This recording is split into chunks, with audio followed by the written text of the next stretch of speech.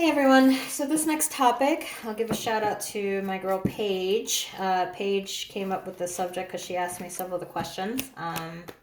Paige is fairly new into developing her spirit gifts as well. So this I figured would be a good subject for interactive. And I've had a lot of people ask me in the middle of their readings, when we say ask for your spirit guides, well, how do I know who they are? We all have different types of spirit guides, different types of reasons, different types of situations, and it also depends on our past lives. It also depends on our you know it could be past lives or future lives that we're going to have, that there's a reason why we have these spirit guides that are attached to us. Okay, so I'm going to try to go through them as quickly. I'm going to do this in English and Spanish, but I'll do that Spanish one separately since it's something, just a topic of interactive. So the first ones I would start with is deceased loved ones. Okay, it could be deceased loved ones that have passed on a while back. I'm not going to say recent, because most of those who pass on recently need the time to get the light to transition themselves, so they can still be around, that you will feel them when they pass on, but they're not there to help you. In those particular cases, when a recent spirit passes on, it's very important for you to give them light. Okay, pray for them, get them up to elevate to the spiritual world where they need to be. Okay, so usually whatever past one, let's just say, would be grandparents, great grandparents, somebody from a previous, it could be a previous life that was also your family ones. It could be a partner that you had, a spouse, whatever, that were also from previous lives. I had one that he was a husband in a previous life. He would not let me get married, which on a way that was kind of the good thing, because after my last divorce I should have stayed unmarried. But anyway, but he still thought that he was still my husband even in this life, even though he did not come into this life. And I had to have a heart to heart with him, make an offering and say, let me live this life and do whatever mistakes I'm going to make. So that was one particular situation there. This is why it's very important when a person passes on that you give them the light. And the reason why is, for example, let's take the Palo religion, okay? Palo, the voodoo religion, many of them take advantage, and what the first thing they look for is fresh graves, okay, to do their rituals, to do what they're going to do. They talk to the spirit and they say, you want the light, because sometimes spirits don't have people who pray for them, and they want the light. And what ends up happening is they promise them that they're going to get to heaven faster, or they're going to get to the light faster if they help them defeat this evil person. And they will sit there and say lies about the person.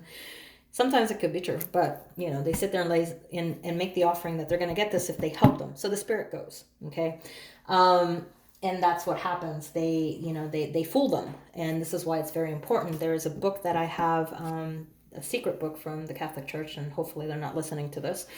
Well, go ahead and prove it. That talks about an exorcism, okay? So just like we have different types of spirit guides, we also have different types of demons and different type of evil spirits who come around, okay? If you've seen the movie Constantine, it's a combination of, you have good and bad, okay? We always have the yin and the yang, the good and the bad. And even into the Asian cultures, they believe in the bad spirits, okay, that come around as well. So this is not just, several cultures have brought this upon. So what ends up happening is they go, they come in and they influence, and the spirit comes and does something not by their own fault. The spirit in this exorcism talked about that all of us are in a hurry now. We rush to bury the dead person and move on. We don't stay like in the past times, which is kind of gross to me, but okay.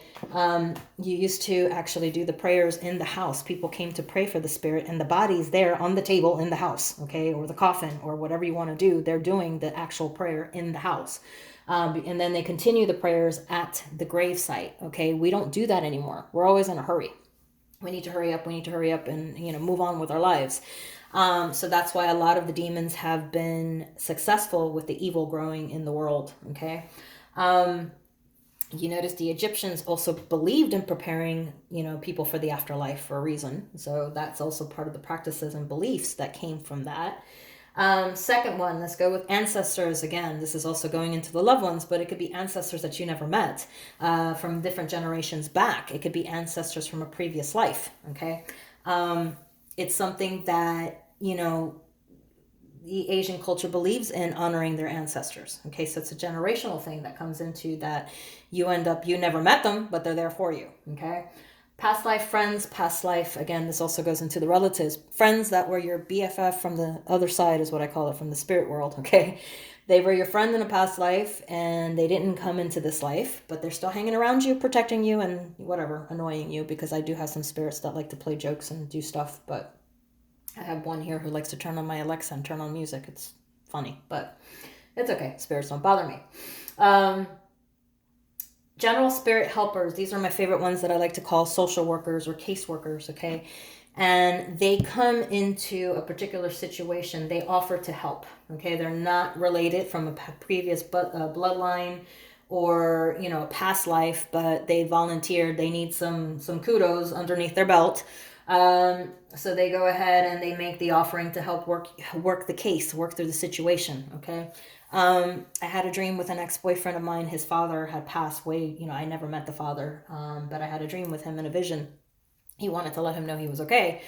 And it was kind of difficult for me to address this because he really didn't know everything I did, except for the dreams that I had. But I had to sit there and give that message. And this is always hard when you're in a relationship, but not ready to reveal everything yet. But in this particular case, I saw the funeral home where he was, and I saw him dressed as when he had died, and he didn't talk at that point, but I could telepathically communicate with him. And I was laughing because I kept seeing these people in suits walking with these files around in their hand and suitcases, and briefcases, not suitcases, briefcases. And I'm saying, what on earth is going on here? And it was a social worker, and I said caseworker. So it reminded me of a movie scene from Beetlejuice, but it actually was a live vision. And I said, honestly, the dead have caseworkers and social workers. And one of them answered me and said, well, yes, there's sometimes transitions that they need to do. They need the guidance. They need the help.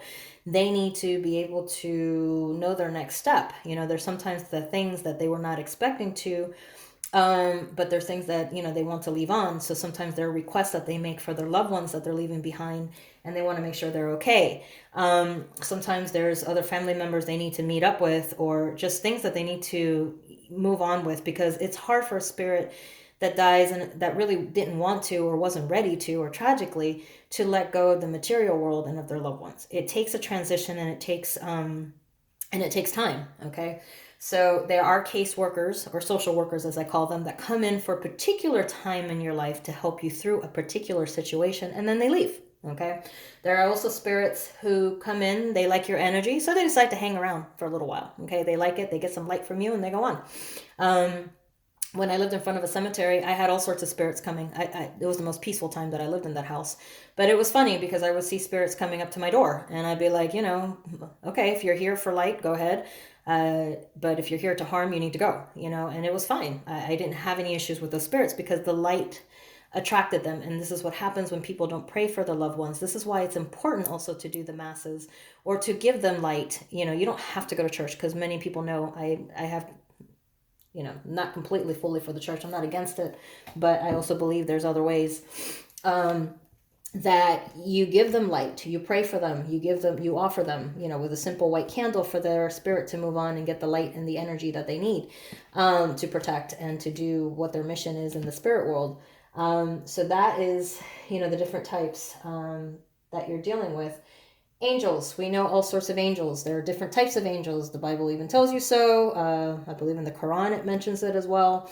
They talk about the different levels of angels, the different types that you have. You also have archangels who are particular meant for reasons. You have Saint Michael, who protects, police, military, different things, and pretty much a warrior. So people invoke the archangels for protection, and sometimes they help you through different cycles of life. Now, of course, certain religions only mention, 7, 9 archangels, whatever it is.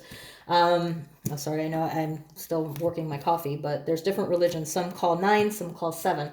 And the main primary archangels that they refer to, but there are more archangels than that. Okay, so there's different levels of angels. There's different, there's always a contradiction. No, it's an angel. No, it's an archangel. Okay. They have particular purposes with the humans in order to deal with. Ascended masters. Ascended masters are those that are, for example, Buddha. John the Baptist was an ascended master. He was actually Jesus's teacher. Jesus became an ascended master. He was not born as a master, but he died as a master. His numbers actually show into that. So he went through his transition of learning. Gandhi is a master. There's another Hindu one that's recently here that follows. And they also are considered masters, and they continue to move on as masters and teachers. So they focus their world on teaching others and their spiritual and live a very spiritual life, and they sacrifice their self here and focus more on the spiritual growth and awareness than versus so they die in the master numbers and they become masters to others, and people still ask for their guidance and help, and they do come and continue to help. It also refers to the Catholic religion, where you have the saints. Okay, saints, they were whatever nuns, priests, cardinals that did, Mother Teresa, for example, is one of them. She went and she gave for the poor. She lived in a very spiritual life. And the Catholic Church actually expedited, because usually they have to wait and see so many miracles, but they actually went ahead and recognized her as a saint. So you have those saints that are also in the Catholic religion that are considered masters, okay? Deities, I'm not sure how you pronounce that. Deities, those are like the Hindu gods. You have Kali, you have Buddha, which still is also an ascended master because Buddha did exist. You have, for example, in the Afro-Cuban religion, you have Oshun, and Oshun was also a transformation from Isis, okay? From the Nile River. She's also considered the one who's always protecting around the rivers, okay? You have different ones like Neptune, Poseidon. Then you have who is called in the Afro-Cuban Yemaya. They are gods and goddesses of the sea. Okay, people still pray to them. You have, Zeus. You have, even in Hawaii, they have different gods and goddesses because of the volcano. I can't name them off right off the top of my head, but they also have those beliefs, and they also do rituals to them. Okay, you have Mother Earth. You have, the Native Americans are very much into Mother Earth and all of that. So there's different types of gods and goddesses. I can't go into all details because this video will be very long. Elementals. This is a fun one. And this is one that's very contradictory. So we refer to elementals as fairies, elves, those little type of dragons, mythical creatures, wood nymphs, stuff like that. And do they exist? Well, let's be realistic here, okay? We have people in this current earth that think they're vampires, and they dress like vampires, and they drink blood. Ugh. But anyway, to each their own, okay? There are people who believe and dress as fairies. There are people who, they follow that, and it's something that they believe in. So spirits can transform and appear in any form or shape that they want. I have a particular friend of mine that I know something is going on because I have a dragonfly appear to me and starts circling and starts looking for me in order for me to contact her. If I, sometimes I'm just focused on other stuff and I don't hear her or feel her energy. So I have this little dragonflies that come around and to get my attention in order to tell me. And until I say, yes, I'm going to call her, the dragonflies go away. I mean, they'll be right in front of me and circling me until I do that, okay? So a spirit guide can present themselves in any form or shape that they want. So why not fairies? Why not those particular situations? Absolutely. There's more to this realm than what we know, okay? It's just up to us to open it. My favorite one. Spirit animals. Some people say extraterrestrials. So extraterrestrials are ones that, why not? We're not the only ones alone in the universe. They could be guiding us through. My favorite show, Ancient Aliens, talks about the influence of them. They think that some of the gods were aliens, but it's not a subject that I'm going to get into. But realistically, could it happen? Sure. Why not? Right? It's all what we believe. So we would be selfish in thinking that we are the only people or the only creatures in this mass universe. There are other planets. There are other things that we cannot reach. The universe is infinite. So why couldn't there be, right? But that's a topic for contradiction I'm not going to go into. Spirit animals, spirit familiars. We know that most of them prefer in cats. There are others that prefer that reveal themselves in dogs. There are others that reveal themselves Native Americans believe very much into the spirit animals. They connect with them, and many of them believe in the transformation of a spirit that becomes one to protect you. The reason why, the innocence of an animal. Okay, you have a spirit animal that comes in to protect you and watch over you while you're in, a particular situation in this life, or what you're doing in this life. They're there to watch over you. It's your familiar. It's your spirit guide. I actually do have a spirit animal, a dog, believe it or not, a very savage one, that protects this house. And it's funny because many people have felt it or seen it. They catch a glimpse of it. And it's not my regular dog that you see here. And my regular dog has learned to respect that one. Before I had a dog, people are like, they would see a dog. They're like, oh, you got a dog. I'm like, no, I don't. So it's funny. I do have a spirit animal that has scared a few people, but yes, I have one that is here, and it protects, the house. I do have a lot of, let's just put people with jealousy, envy, or whatever, when I'm especially fighting people in situations that have had harm done to them, and I'm fighting and I'm helping them through that. Of course, I'm going to develop a list of enemies. So this particular dog protects me. Okay. So there is that case. Spirit animals, they're here for a purpose. They watch over us, and they present ourselves in a particular form of spirit animals. Now, let's talk back about a little bit more about the ancestors and the past loved ones and friends that were like, I have one particular, my gremlin, shout out to Margaret. A lot of Asian spirit guides, okay? And why is that? Probably from a previous life, or it could be from a future life, okay? People don't think about, you're going to come into the next life as what? So most likely it's preparing you in this life so that you transition into the next life easily, okay? Yes, you can have, and spirit guides that are technically considered family, but not because they were family from previous life or this life. They could be connected from a future life, okay, that you're going to have. And that's a situation here where, why is it that you have spirit guides that I'm like, well, my bloodline's not from there, my ancestors are not from there, but you have one that is, there. How do you connect with them? Usually they're brought out in a particular, spiritual session. They can reveal themselves in dreams. You can find things. There'll be smells, scents, things that you will have that are familiar. For example, I've noticed with the Native American spirits, I tend to get a lot of the smell of smoke, cigarette smoke, okay, or smoke some type of tobacco, the smell of whatever it is. I tend to get that smell a lot. Some people tend to find pennies, copper, stuff of material that they like. Feathers are usually angels and archangels, and type, when you find random feathers, those are like angels and archangels trying to talk to you. You tend to be attracted to particular things. For example, in my case, as a child, I was attracted to Egypt. I still am to this day with the pyramids. And yet I have a connection with, the Mediterranean, Middle Eastern, even though I'm not. Okay. So, you find out a lot of these situations here. I also have a gypsy who is technically not like the gypsies we know, but she considers herself a gypsy because she just could never stay put in one place, and also could not commit to any relationships.